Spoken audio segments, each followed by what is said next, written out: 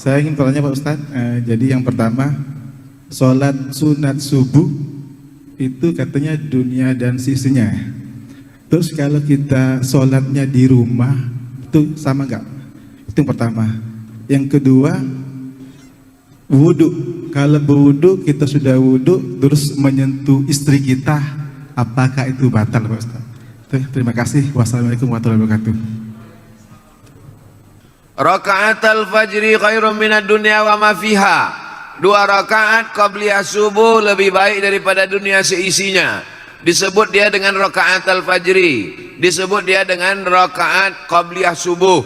Bagi yang pakai usolli sunnatas subhi raka'ataini qabliyatan. Waktunya dari azan sampai ke iqamat. Jadi kalau bangunnya itu sudah azan subuh, dia di rumah, apakah dia langsung sholat subuh atau qabliyah subuh? Qabliyah subuh dulu.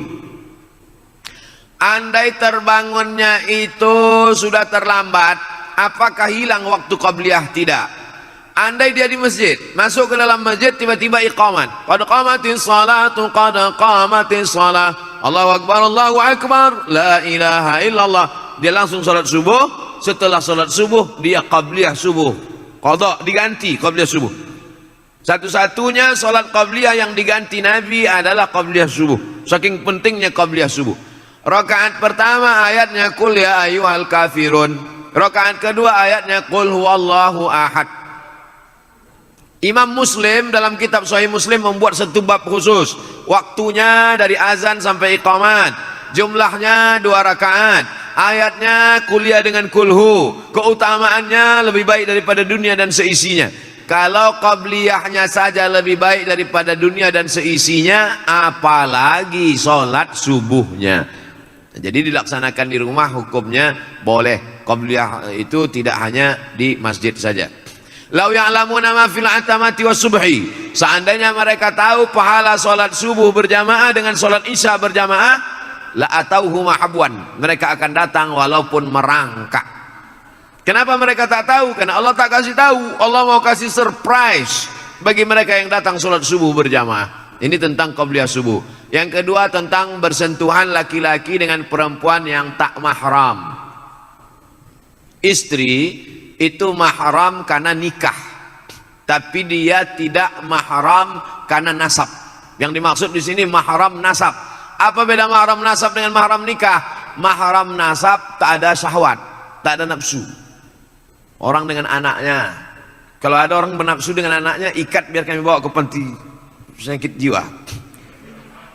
Jadi nanti kalau ada orang mengatakan itu kan istrimu, istrimu itu kan mahrammu, maka tak batal wudhumu. Yang dimaksud mahram di sini bukan mahram nikah, tapi mahram nasab.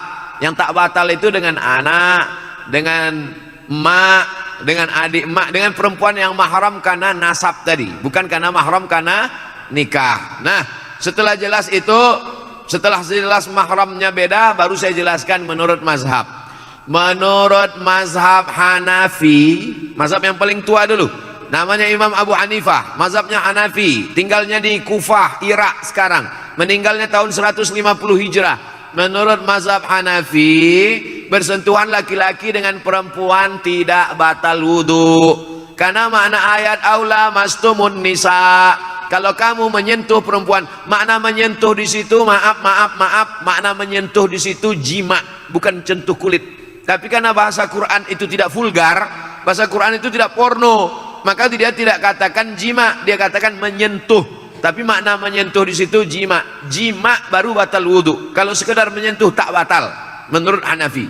Itu makanya orang India, Pakistan, Bangladesh banyak dia menyentuh-nyentuh di Masjidil Haram waktu dia tak batal karena mazhab Hanafi. Mazhab Hanafi itu yang paling banyak di dunia ini, Turki, India, Pakistan, Bangladesh, Kufah, Irak.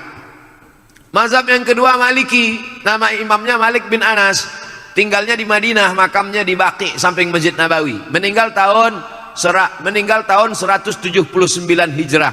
Menurut mazhab Maliki, bersentuhan laki-laki perempuan yang tak mahram batal kalau ada syahwat. Kalau tak ada syahwat tak batal. Bersahwat baru batal, tak bersahwat tak batal. Yang ketiga mazhab Syafi'i. Nama imamnya Muhammad bin Idris. Makamnya di Mesir, di Kairo. Meninggal tahun 204 Hijrah. Menurut mazhab Syafi'i, asal bersentuh laki-laki perempuan, mau bernafsu tak bernafsu batal. Bernafsu tak bernafsu batal wudu.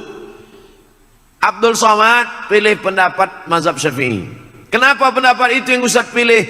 Karena saya dari kecil belajar mazhab Syafi'i, di sekolah belajar mazhab Syafi'i, di Mesir belajar mazhab Syafi'i, dan menurut saya pakai mazhab ini lebih selamat.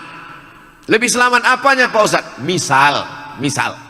Misal saya berwudu dari rumah, pergi undangan ke hotel, sampai di hotel mengucapkan selamat ke mempelai, selamat ya, selamat. Saya udah jaga, tapi yang perempuan itu disentuhnya ujung jari saya. Lalu kemudian saya sholat, Allahu Akbar. Datang setan berbisik, Abdul Somad, wudu kau batal. Kata saya, tidak, aku tak bernafsu. Kata setan, ada sikit gitu.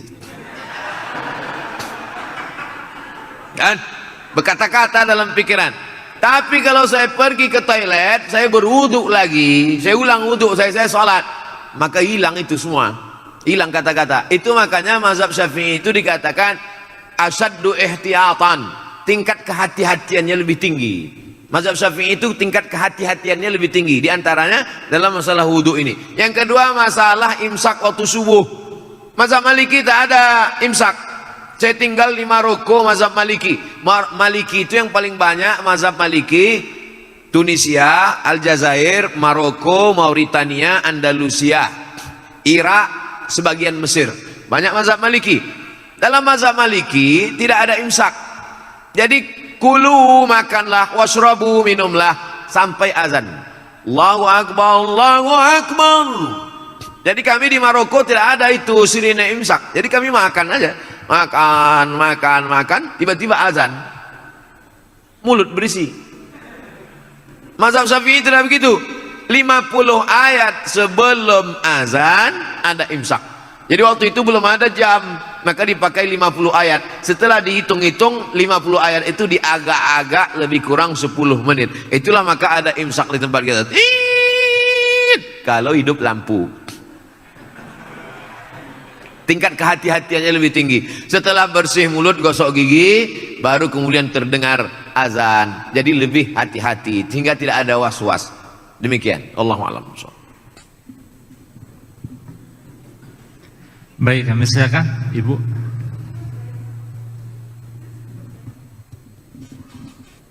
Assalamualaikum warahmatullahi wabarakatuh. Mau bertanya Ustadz Abdul Somad, begini Ustadz, kita kan sebagian besar dari pegawai PLN ini sudah dipotong zakat penghasilannya ya Ustadz ya. Nah mungkin sebagian besar dari kita misalnya bisa menyimpan dari tabungan, yang dari penghasilan yang kita sisihkan itu berupa tabungan, apakah itu berupa tabungan di bank ataupun emas. Nah apakah itu ketika sudah mencapai nisabnya lagi 85 gram, apakah itu kita juga wajib kembali untuk mengeluarkan zakatnya atau seperti apa Ustadz? Terima kasih. Assalamualaikum warahmatullahi wabarakatuh.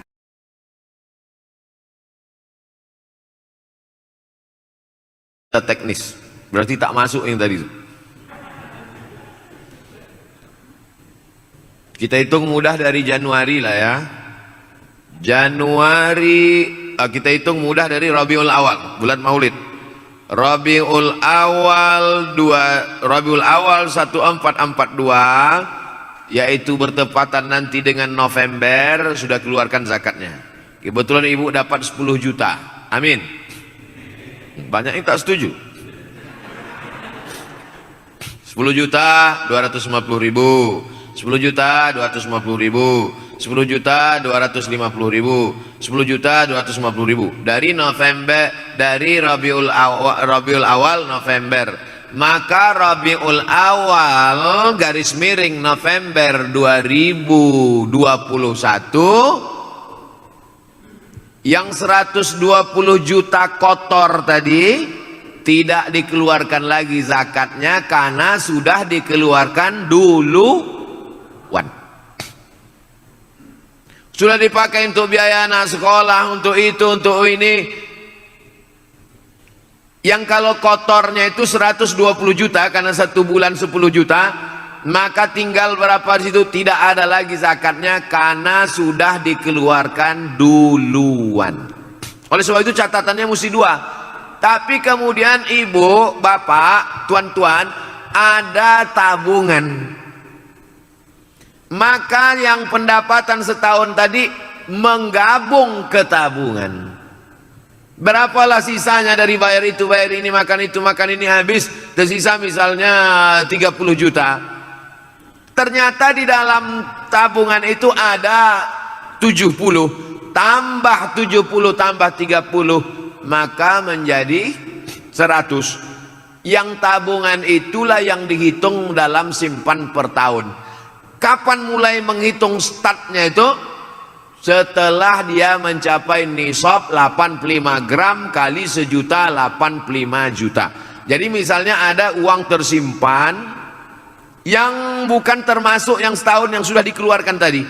Ada uang tersimpan di situ sekitar 70 atau sekitar berapa, belum ada zakatnya karena baru 70. 80 belum juga ada zakatnya. Begitu mencapai ambang batas 85, 85, catat kapan dia mencapai 85. Mencapai 85 kebetulan pas 1 Idul Fitri. 1 Idul Fitri 85. Simpan setahun barulah keluar zakatnya.